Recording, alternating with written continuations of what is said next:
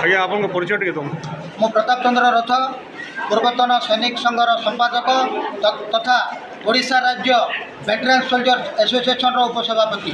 आज काना एटा हेतिला पहला आमर जेन कारगिल रो विजय दिवस 25तम ई परिप्रेक्षी रे आज भारत वर्षर पूर्व सैनिक समस्त को शुभेच्छा ज्ञापन करुचे।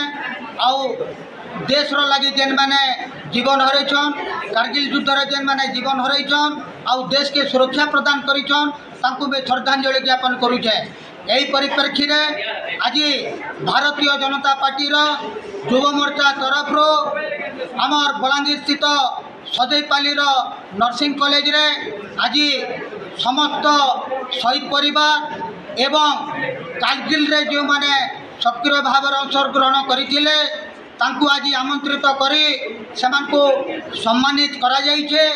से शहीद परिवार तांकर आखिरु आज लुह नहीं सरबार किंतु आज जेन आज गोटे शिक्षा अनुष्ठान रे सम्मानित करा जाइछे सेथिर लगी पूर्वतन सैनिक संघ से अनुष्ठान के भारतीय जनता पार्टी के तथा साइट कॉलेज रो प्रतिष्ठाता को अनेक अनेक धन्यवाद ज्ञापन करुचे। जय हिंद, भारत माता की जय।